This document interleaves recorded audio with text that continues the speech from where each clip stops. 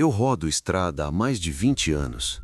Já vi acidente feio, gente morta, bicho atravessando pista, mas o que aconteceu comigo naquela noite na Serra do Candeias não tem explicação. Era quase 2 da madrugada, chuva fina, neblina baixa, o rádio só chiava. Aquela estrada é evitada pelos mais antigos, mas eu estava atrasado e resolvi cortar caminho. Erro meu. Logo na subida da serra, senti um cheiro podre, como carne velha misturada com diesel queimado. Pensei que fosse algum animal atropelado. O farol alto não atravessava a neblina. Parecia que a luz morria no ar. Então, eu vi. No acostamento, um caminhão antigo, daqueles anos 70, parado torto, sem placa, sem luz. Mas o estranho é que ele parecia respirar. Juro por Deus, a lataria fazia um som metálico, como se estivesse se contraindo. Quando passei por ele, o rádio ligou sozinho. "Não para!" Uma voz sussurrou, arrastada. Meu sangue gelou. Desliguei o rádio no tapa. O caminhão começou a perder força, como se algo estivesse segurando ele por trás.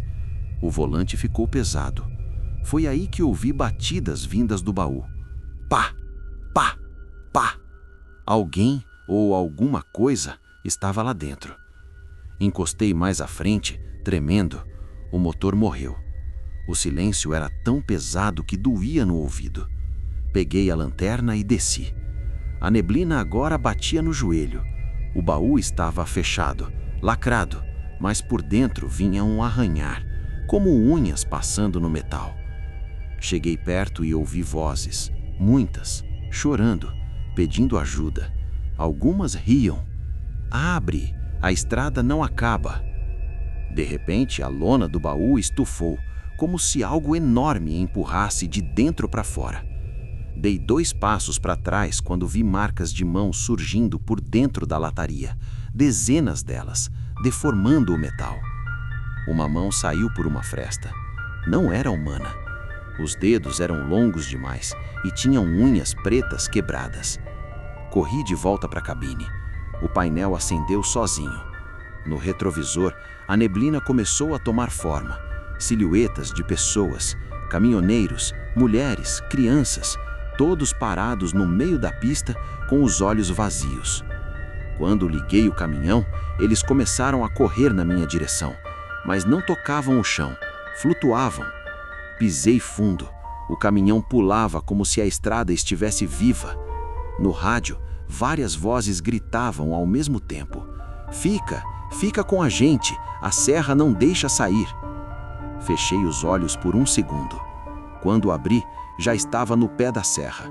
O dia começava a clarear. O caminhão funcionava normal. Nunca mais passei por ali.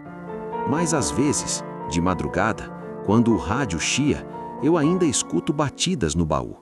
E eu nunca mais paro para conferir.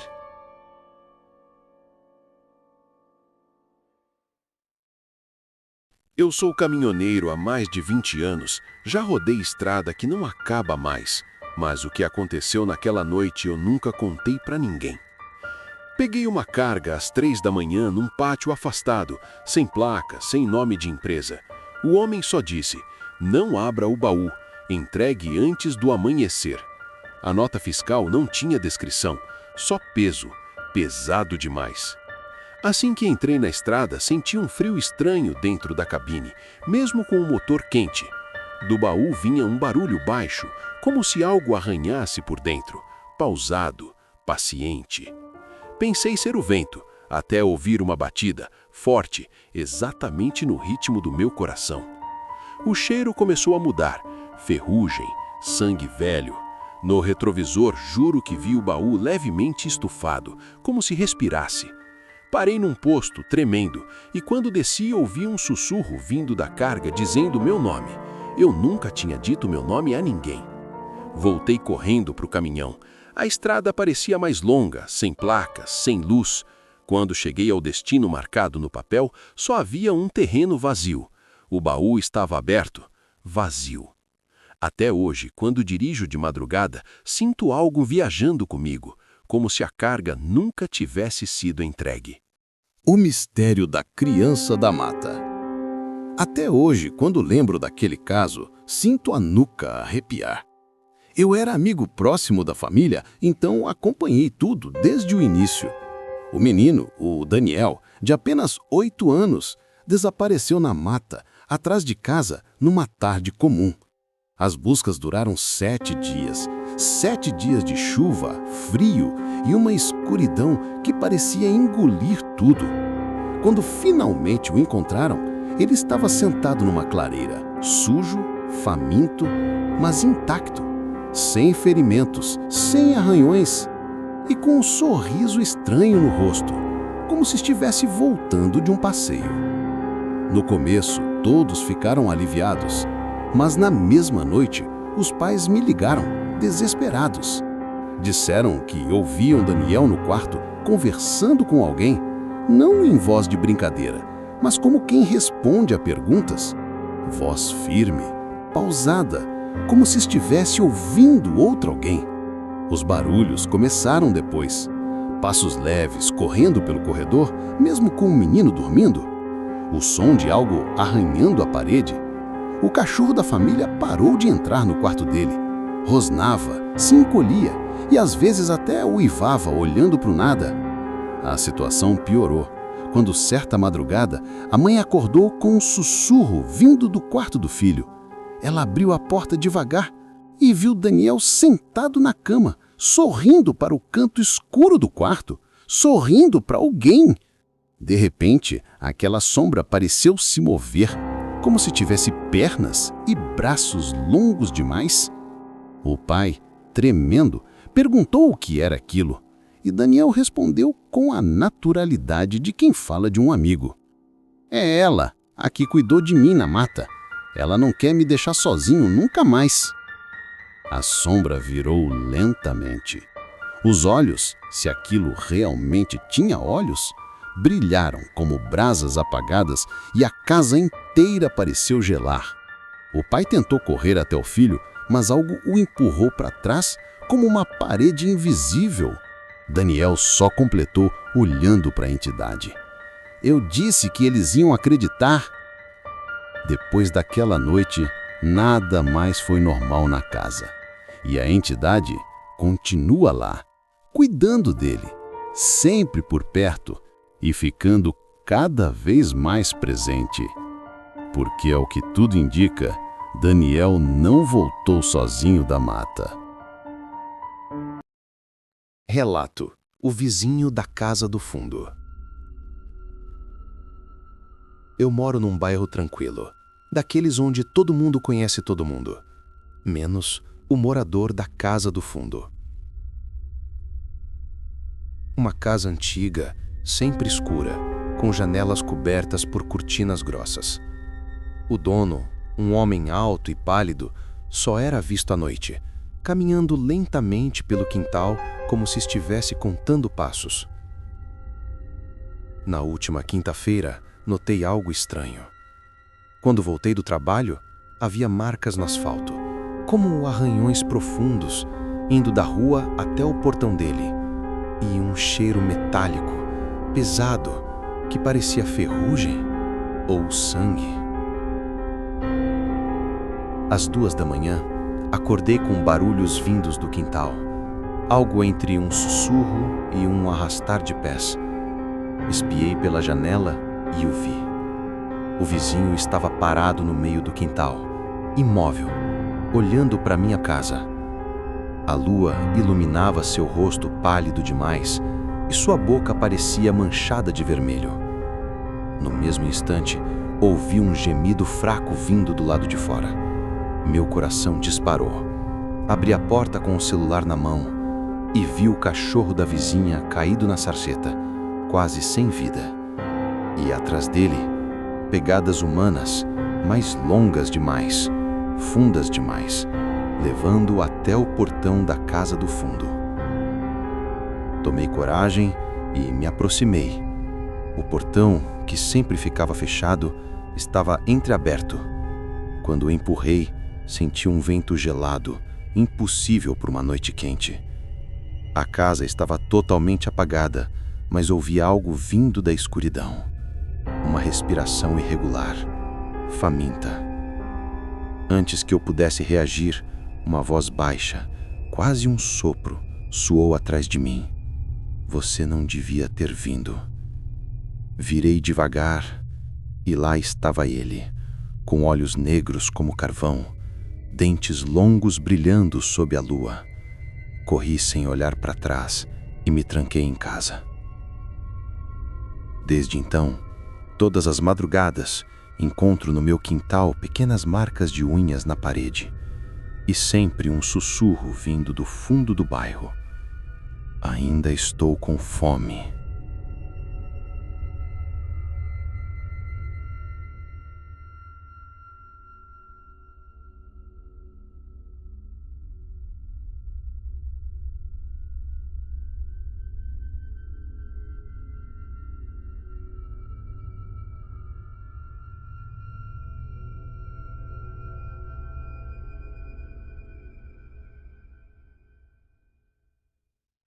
Eu estava voltando pela rodovia quase deserta, o farol cortando a névoa rala, quando vi uma mulher parada no acostamento, vestida de branco, tremendo de frio. Parei sem pensar muito. Ela entrou na cabine sem dizer uma palavra. Só sorriu, pálida demais. Estranho, mas segui viagem. Depois de alguns minutos, notei que o ar ficou gelado.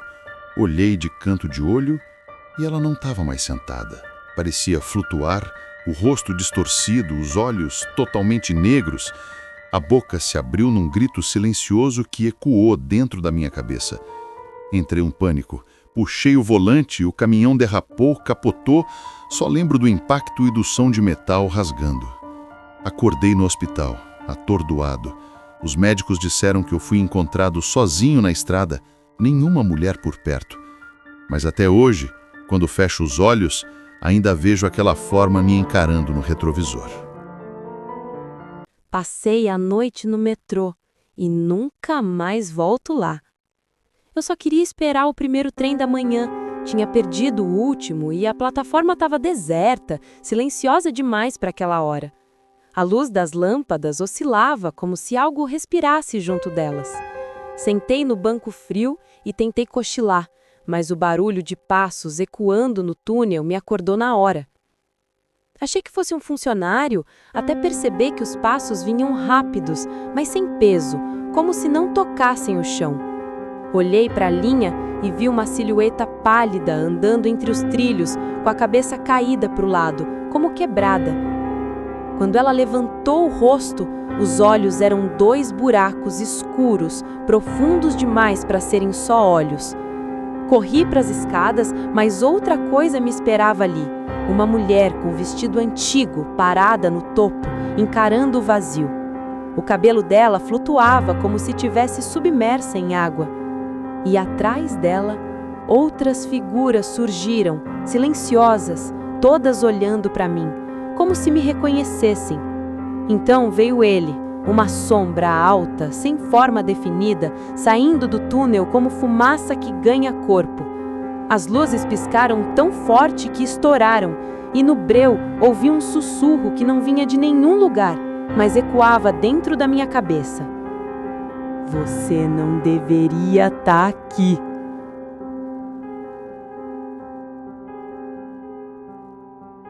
As portas do trem abandonado no outro lado da plataforma começaram a bater, uma por uma, até se abrirem todas ao mesmo tempo.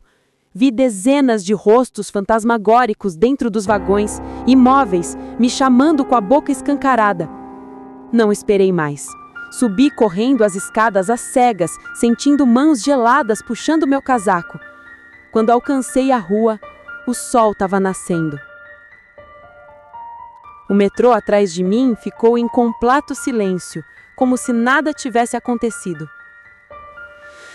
Mas até hoje, quando passo perto de uma estação, ouço aquele sussurro se arrastando atrás de mim. Volta!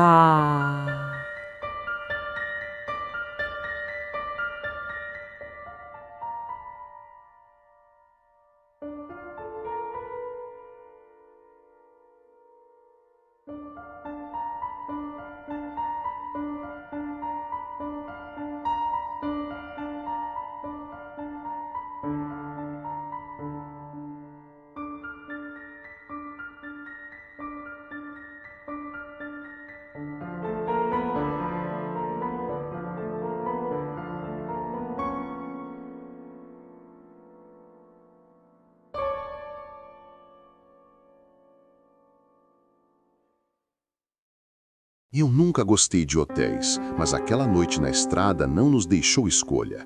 A chuva caía tão forte que parecia arranhar o para-brisa, e minha esposa insistiu para que parássemos. Quando entramos no saguão, o relógio marcava 23 horas e 47 minutos. O atendente mal levantou os olhos, só empurrou a chave e disse: "Quarto 209. Evitem sair depois da meia-noite." Achei estranho, mas ignorei. Assim que entramos no quarto, senti um cheiro leve de madeira molhada. Nada demais, até que a porta do banheiro começou a bater sozinha, num ritmo constante. Toque, toque, toque, como se alguém estivesse encostado do outro lado, pedindo para entrar. Toquei na maçaneta e me arrepiei. Estava gelada, como se tivesse sido deixada ao relento a noite inteira. Minha esposa disse que devia ser corrente de ar, mas o banheiro não tinha janela. A televisão ligou sozinha poucos minutos depois. Tela estática, chiado baixo, mas as sombras dentro da interferência se mexiam, não piscavam, não desapareciam.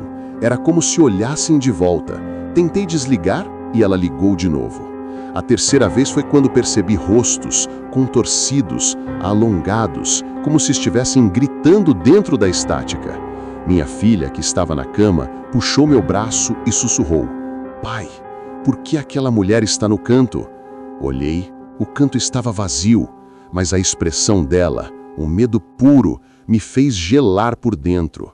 A temperatura caiu de repente, tão rápido que sentimos nossas respirações no ar. A luz apagou e reacendeu 3 vezes. Quando estabilizou, vimos marcas de mãos na parede, como se alguém tivesse passado correndo e pressionado os dedos sujos de algo escuro. O cheiro veio depois, um odor pesado, úmido, como tecido guardado por décadas em algum porão esquecido. Ele se aproximava de nós, como se um corpo encharcado estivesse cruzando o quarto lentamente.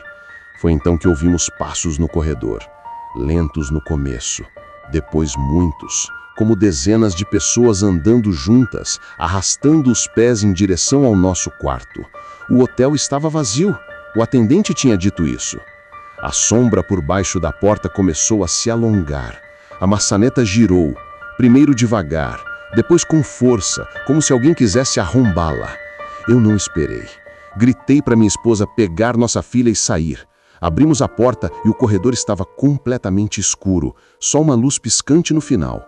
Mesmo assim, ouvimos atrás de nós sussurros chamando nossos nomes, cada vez mais próximos. Descemos as escadas correndo, sem olhar para trás, mesmo quando algo tocou meu ombro, leve, quase curioso.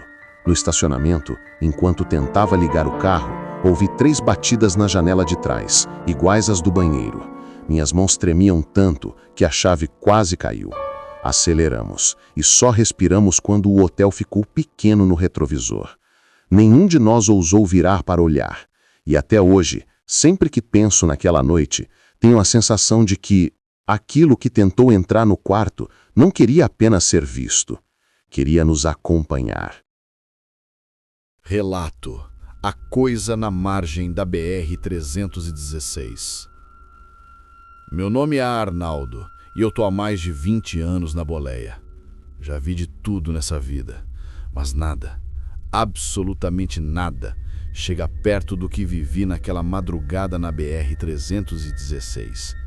Num trecho onde até o GPS parece ter medo de calcular rota. Era por volta das 2h40 da manhã.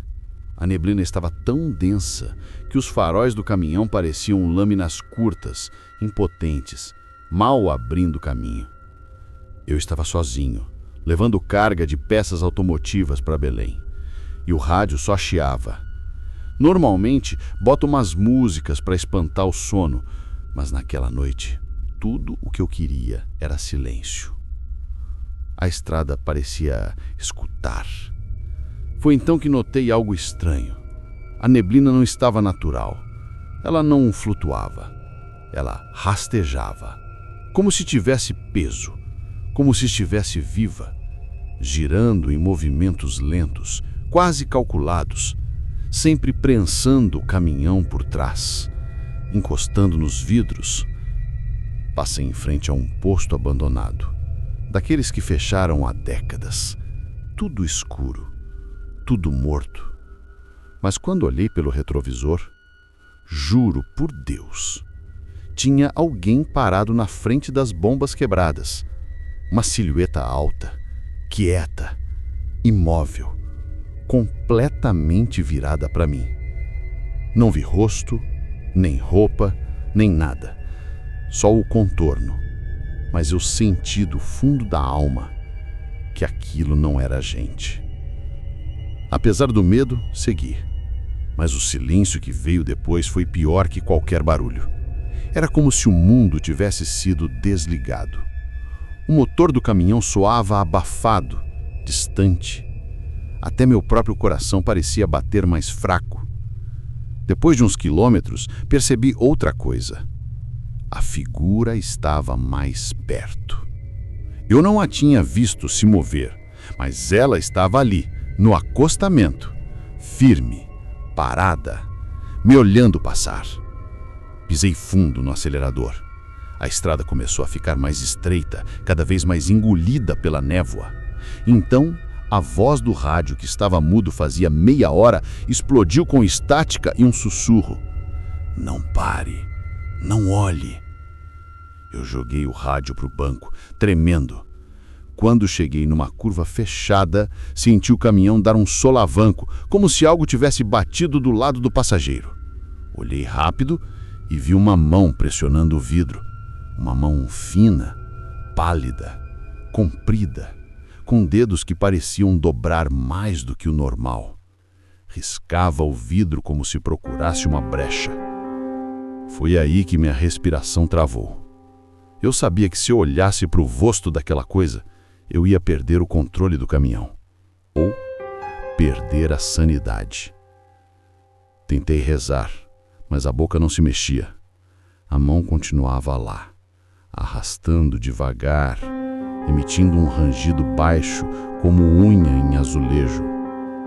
E então, do nada, a coisa entrou na cabine. Não pela porta, não pelo vidro. Ela simplesmente apareceu. Como se a neblina tivesse se contorcido e tomado forma no banco do passageiro. Era alta demais para caber ali. As costas encostavam no teto, o corpo dobrado de um jeito impossível. A pele parecia úmida, quase transparente, como se estivesse morta há muito tempo. Não tinha olhos, só buracos fundos que pareciam sugar a luz. Mas mesmo sem olhos, eu sentia que ela estava olhando direto dentro de mim. O caminhão começou a invadir o acostamento. Eu não conseguia mover meus braços. Era como se o ar tivesse virado chumbo. A criatura então abriu a boca devagar, muito devagar. E eu ouvi um som que nunca vou esquecer. Você passou tarde demais. Naquele instante, como um estalo, a cabine inteira explodiu num clarão. O motor roncou, luzes piscaram e senti o caminhão ser puxado de volta para o asfalto, como se alguém ou alguma coisa tivesse me arrancado do transe. A criatura desapareceu, a neblina se rompeu e o rádio voltou como se nada tivesse acontecido. Dirigi até o próximo posto aberto sem olhar para trás. Desci do caminhão tremendo tanto que mal conseguia andar. O frentista me viu pálido e perguntou: passou no trecho da Serra da Luz? Assenti com a cabeça. Ele só suspirou, tirou o boné e disse: você teve sorte. Nem todo mundo que vê ela continua dirigindo. Até hoje, quando passo por aquela região, faço isso antes do pôr do sol. E se algum colega pensar em atravessar de madrugada, eu só digo uma coisa: A estrada tem seus mortos. E às vezes, eles querem carona. Eu juro que não comprei aquela casa pelo preço. Comprei porque precisava recomeçar. Só que ninguém me avisou sobre o armário do sótão. Ele ficava no fundo, uma porta de madeira velha demais para ainda estar de pé. Na primeira noite, ouvi algo arranhando lá em cima, como se unhas percorressem a madeira por dentro. Subi achando que era rato, mas quando pisei no sótão, o ar estava gelado, parado, pesado. O armário estava entreaberto. Não lembro de ter deixado assim. A porta rangia, bem devagar, como se alguém estivesse empurrando de dentro. Sussurros começaram a vir da fresta. Palavras rápidas, emboladas, como choros abafados. Me aproximei. Foi quando a porta bateu por completo, com tanta força que o pó caiu do teto. Dei 2 passos para trás. O armário começou a tremer, como se algo estivesse preso lá dentro, ou tentando sair. Uma batida, depois outra, depois silêncio absoluto. Quando desci correndo, ouvi a porta do armário abrir sozinha. E desde aquela noite, todas as madrugadas, às 3h17, o armário do sótão volta a abrir, mesmo eu trancando. E sempre que isso acontece, escuto passos descendo as escadas devagar, muito devagar, até pararem bem na porta do meu quarto. Eu estava na estrada havia mais de 10 horas, quando parei num ponto isolado para mijar. Era quase 3 da manhã, vento gelado, só o ronco do caminhão ficando para trás. Caminhei até a beira da mata e foi aí que eu vi um estalo seco, como galho quebrando. Depois outro. Pensei que fosse algum bicho, até sentir um cheiro estranho, podre, pesado, que parecia grudar na garganta. Olhei para frente e vi 2 luzes baixas, como olhos refletindo, mas não eram de bicho nenhum que eu conhecesse. Os olhos subiram, como se a coisa tivesse se levantado, alta demais, fina demais. Ela fez um som que não parecia de garganta nenhuma, um sussurro arranhado, repetindo meu nome. Meu nome. Eu congelei. A criatura se arrastou na minha direção com as pernas dobrando do jeito errado, como se tivesse mais juntas do que deveria. Quando deu o primeiro passo para fora das árvores, corri. Pulei na cabine e nem fechei a porta. Só acelerei até o cheiro sumir. Nunca parei naquela estrada de novo, mas às vezes, de madrugada, ainda escuto aquele sussurro.